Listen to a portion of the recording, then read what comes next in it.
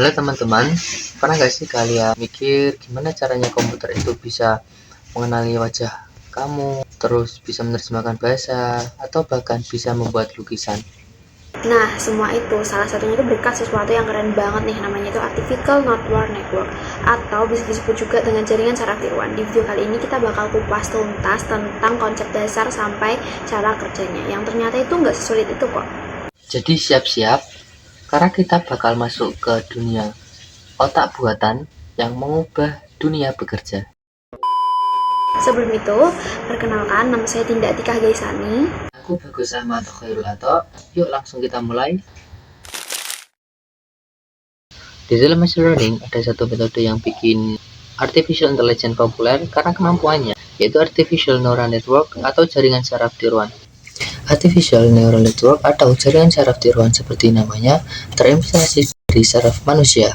Kalau kalian masih ingat waktu di sekolah, saraf kita terdiri dari kumpulan neuron atau sel saraf yang terhubung satu sama lain dan masing-masing punya tugas buat ngolah data. Simpelnya, dia belajar dari data terus bisa bikin prediksi.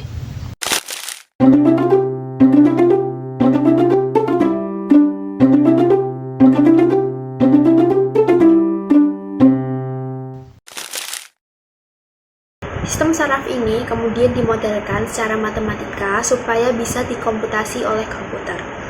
Sekarang bayangin, kita punya data kayak gini nih. Suhu tubuh kamu itu 37,5 derajat dan kelembapan tubuh kamu itu 60%. Pertanyaannya, perlu minum nggak sih? Nah, bakal hitung kayak gini nih. Dia ambil angka-angka tadi dan dikalikan sama bobot atau disebut juga dengan weight. Misal nih, suhu kita kali 0,4, kelembapan kali 0,6, terus ditambah bias 0,5. Jadi hasilnya 51,5. Nilai 51,5 ini tuh belum final, dia masih mentah. Jadi masukin itu ke rumus yang namanya fungsi aktivasi. Misalnya sigmoid itu bikin nilainya jadi antara 0 sampai 1. Coba kita masukkan angka tadi ke rumus sigmoid ya. Nah, dan hasilnya itu deket banget sama 1 kan, yang artinya itu kamu perlu minum.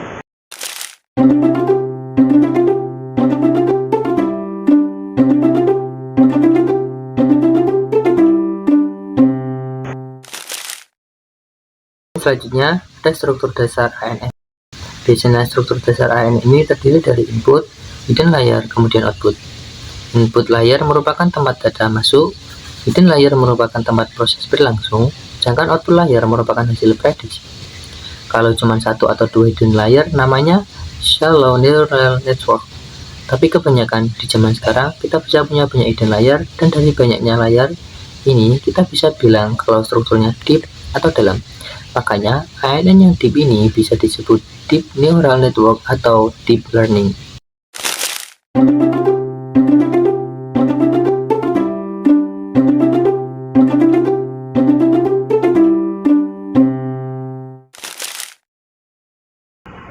N itu nggak langsung pinter, dia tuh harus belajar sama halnya dengan kita. Namanya itu ada proses training.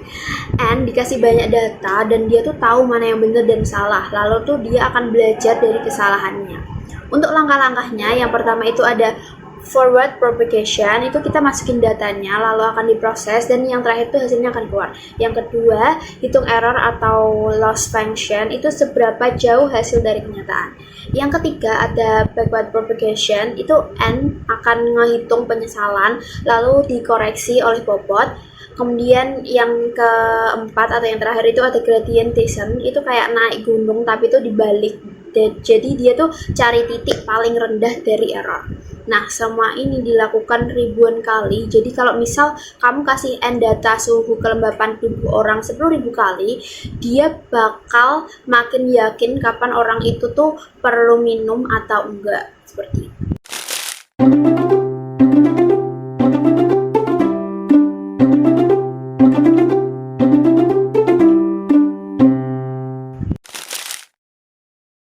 Selanjutnya kita bakal ngulik contoh sederhana artificial neural network yang bisa belajar operasi logika OR. Gak usah khawatir ya, kodenya pendek kok. Yuk. Yang pertama, import dan fungsi aktivasi. Import NumPy SNP, kita mulai dengan mengimport NumPy, pustaka Python yang sering dipakai buat ngitung-ngitung angka dan matriks. Kemudian def sigmod return 1 per 1 plus np.exp min x. Ini dia fungsi aktivasi yang kita pakai. Sigmoid fungsinya adalah mengubah nilai angka jadi antara 0 dan 1 kayak lampu pintar, bisa nyala sebagian. Kemudian def sigmoid underscore derivatif x return x bintang 1 min x. Nah, ini adalah turunan dari sigmoid, dipakai nanti waktu kita belajar dari kesalahan atau backpropagation. Kemudian yang kedua, data latih. Input sama dengan np.array 00 01 10 11. Ini adalah input kita, yaitu kombinasi dua angka 0 dan 1 untuk logika OR. Selanjutnya target np.array 0 1 1 1. Ini targetnya, misalnya 0 OR 1 hasilnya 1 OR 1 juga 1. Jadi si jaringan kita harus belajar memetakan input ke output ini. Kemudian step ketiga, inisialisasi bobot dan bias. np.random.set 1 wake sama dengan 2 kali np.random 2 1 bias sama dengan np.random.ran 1. Kita kasih bobot dan bias awal secara acak. Kenapa acak? Karena kita pengen jaringan kita belajar dari nol, bukan langsung tahu jawabannya. Step 4, training atau belajar. For epochs in range 10.000, kita latih jaringan sebanyak 10.000 kali. Setiap putaran ini disebut epoch. Forward propagation, z sama dengan np input, wake plus bias, output sama dengan sigmoid z. Di sini kita kalikan input dengan bobot, tambahkan bias, lalu masukkan ke fungsi sigmoid buat dapetin prediksi output.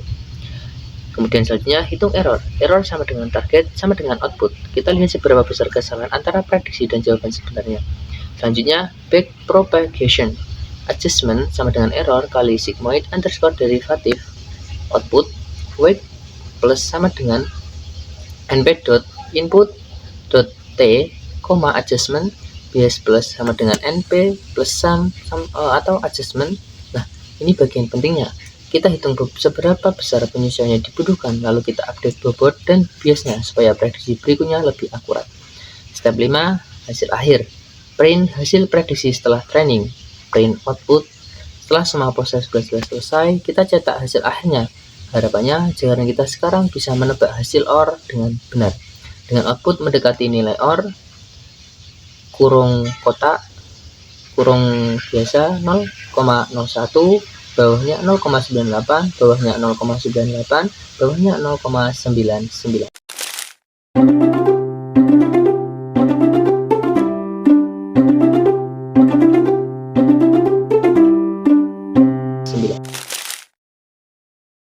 N ini tuh nggak cuma keren di teori doang. Nah, di dunia nyata, N juga banyak digunakan.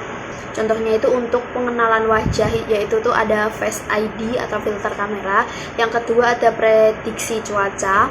Yang ketiga ada deteksi penipuan kartu kredit. Yang keempat ada asisten virtual kayak Siri atau Alexa. Yang kelima ada sistem rekomendasi TikTok, YouTube, Netflix. Dan yang terakhir juga digunakan di dunia kesehatan buat deteksi dini kanker. Nah, bahkan di beberapa kasus itu lebih akurat dari dokter.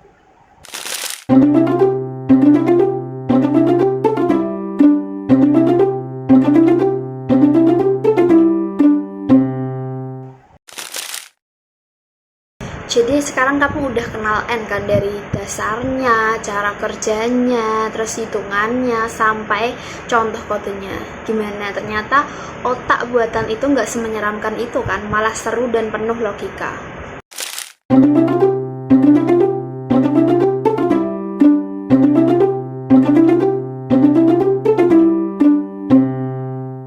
Jumpa di video selanjutnya. Tetap penasaran, tetap belajar, tetap keren.